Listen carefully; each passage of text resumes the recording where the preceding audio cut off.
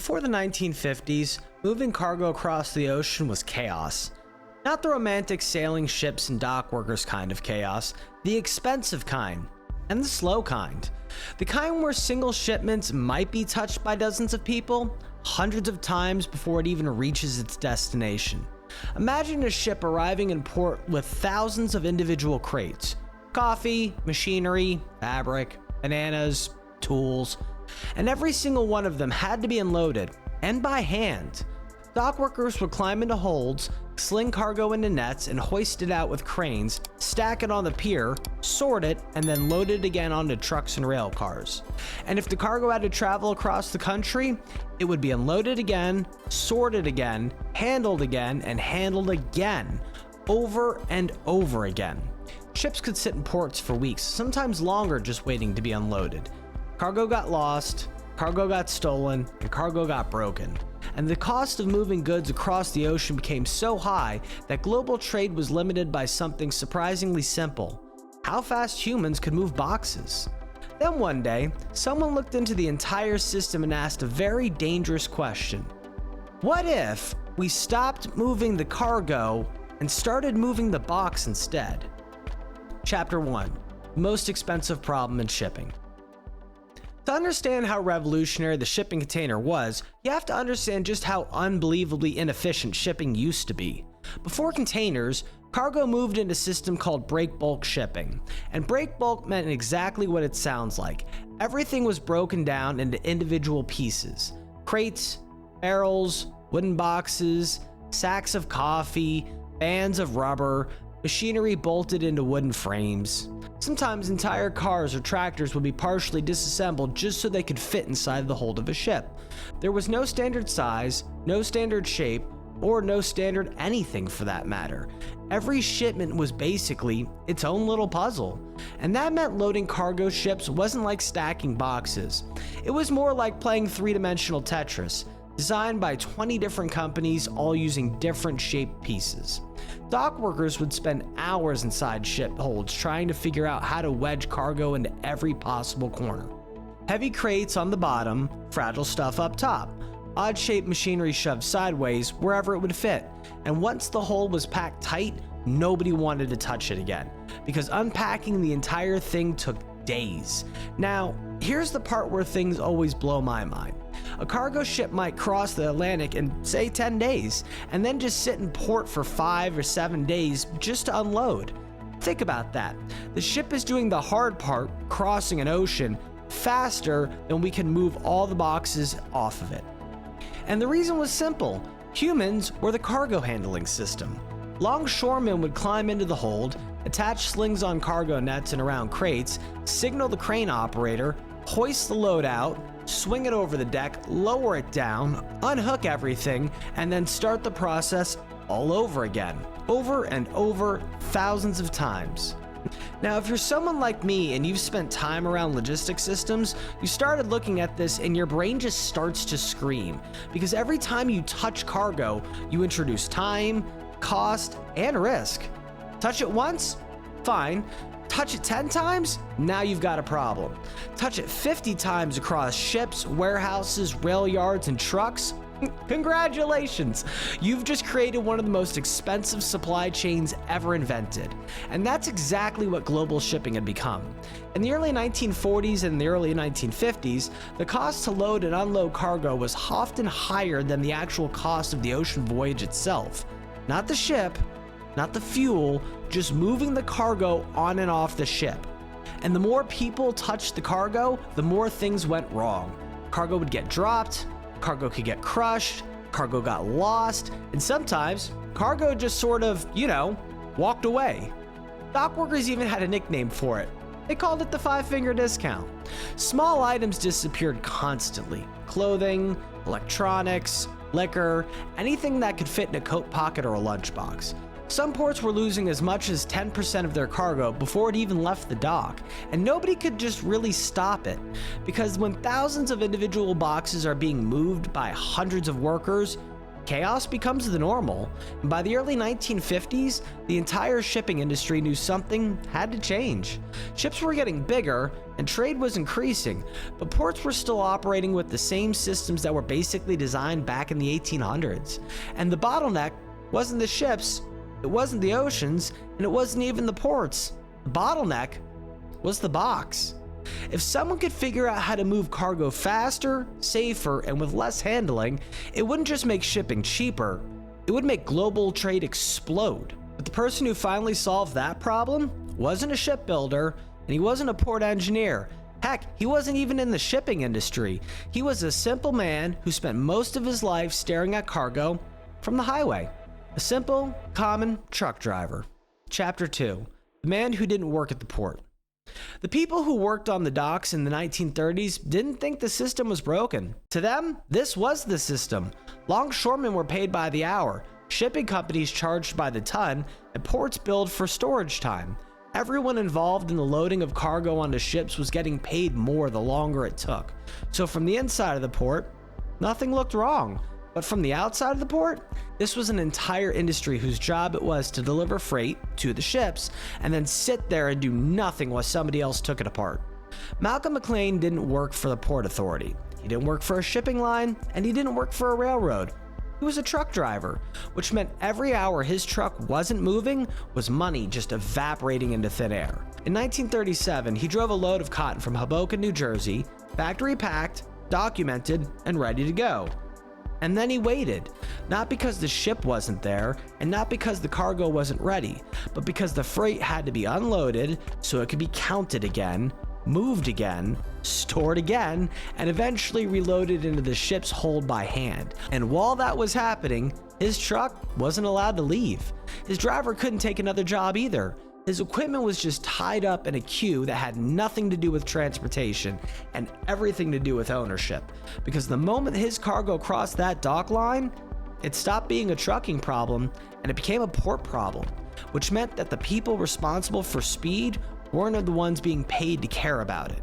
Now, if you've ever worked embarkation or intermodal, you already know where this is starting to itch, because the cargo was already packed for transport. It had survived the road trip. It had already been stacked in a format that could handle vibration, weather, and movement. And the system's response to it? Simply open it, handle it, inventory it, stage it, and reload it onto the boat again. McLean wasn't looking at a loading problem, he was looking at a custody problem. Because every time ownership of the freight changed hands, so did responsibility. And every time responsibility changed, so did the incentive to move quickly. So instead of asking, how do we load ships faster, McLean asked a different question, one that nobody inside the port had the reason to ask. What if the cargo never changed hands at all? And that question is where the idea stops being about ships and starts to be about standardization. Chapter 3. Who owns the box? McLean's first idea wasn't a container, it was an entire truck trailer. Remember, McLean is a truck driver. If the delay was happening because cargo had to be removed from his truck before it could even go onto the ship, then why not just take the trailer off the truck and put that onto the ship instead?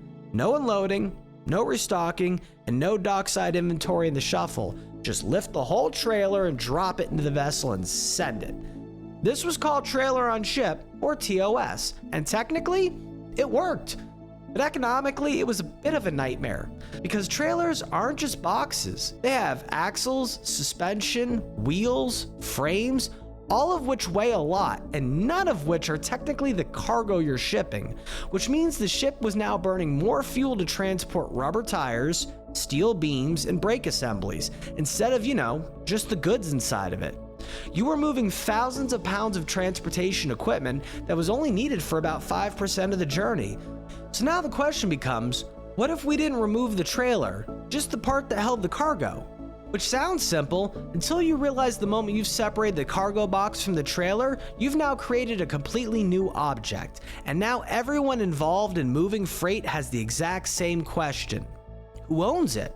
Because if you're a trucking company, you don't want your cargo locked inside a steel box owned by a shipping line. If you're a railroad, you don't want to be responsible for lifting equipment that wasn't built to your standards. And if you're a port authority, you definitely don't want to invest in cranes designed for containers that might not only work with one company's version of a box. So now we've gone from a loading problem to a compatibility problem, because if every company built their own containers, then nothing would fit anything else. Different corner points, different lengths, different locking systems, and different lifting tolerances, meaning your truck can't carry it, your rail can't mount it, and your crane can't lift it, unless it's built by the same company that packed it, which would turn global shipping into the world's most expensive game of property Legos. And at this point, every transportation industry involved started digging in. Truckers didn't want to lose control of cargo custody, railroads didn't want to retool flat cars, shipping lines didn't want to redesign ships, and ports didn't want to gamble millions on infrastructure. Everyone agreed that the idea could work, but nobody could agree on how to make it work together, because standardizing the box meant standardizing the entire handoff between industries that had just spent decades operating independently of each other. And if that sounds like a committee meeting from hell just waiting to happen, that's because it was. Chapter 4, the war that forced the standard. The container existed. McLean had proven that you could take the cargo box off the trailer, lift it onto a ship, and move it across the ocean without ever opening it. But outside of his own company, nobody else wanted to commit, because adopting containers didn't mean just buying new boxes. It meant new cranes, new ships, new rail cars, new port layouts, new training standards, new insurance policies, and more importantly, trusting that everybody else in the chain was going to make the same investment. Because if you build a container port, but the railroad doesn't build the container flat cars, or the trucking company doesn't build the container chassis, you've just spent millions of dollars on a system that stops working the moment the cargo leaves your property. So for years, everybody just waited. Shipping lines waited on ports, ports waited on railroads, and railroads waited on trucking companies, and trucking companies basically waited on everyone else. Until about 1965, when the United States found itself needing to move massive amounts of material halfway around the planet into a country with limited deep water ports, minimal docking infrastructures, and absolutely no interest in patiently unloading breakbulk cargo by hand. The Vietnam War had turned logistics into a throughput problem, not a cost problem. The military didn't need the cheapest way to move cargo, they needed the fastest way to move it. Vehicles, ammunition, medical supplies, food, construction equipment, and they needed to move it from the factory to the rail car to the ship to the port and to a forward operating base, all without being opened, sorted, or reloaded at every single step along the way. Which made the containers suddenly very attractive, because now this wasn't about port efficiency, this was about operational tempo, and every time a crate had to be handled by hand, that meant time was lost. Every time cargo was repacked, that was a delay in the theater. So the US Department of Defense started doing something that private industry had been too risk adverse to do. They standardized the box, not because it was profitable, but because it was necessary. And once the military begins to move containerized freight into Southeast Asia and at scale, ports had to build the cranes to unload them, railroads had to build flat cars to carry them, and truckers had to build chassis to haul them, because now there was one customer big enough to make ignoring the standard financially irresponsible. And once everyone built the infrastructure to support the box, there was no going back. Chapter 5, the box that rewrote the world. Once the container finally became standard, the biggest change wasn't the ships, it was the math. Before containers, distance was the expensive part. Not because ships were slow, but because every time cargo moved, the system had friction. More labor, more time, more chances for something to go wrong. And friction in logistics is like friction in anywhere else. It costs energy, and in this case, it costs money. Now, once the container showed up, something interesting really started to happen. The cargo stopped being the thing that moved, and the box became the thing that moved. A factory could load products into a container, seal the doors, and that box could travel halfway across the planet without anyone opening it.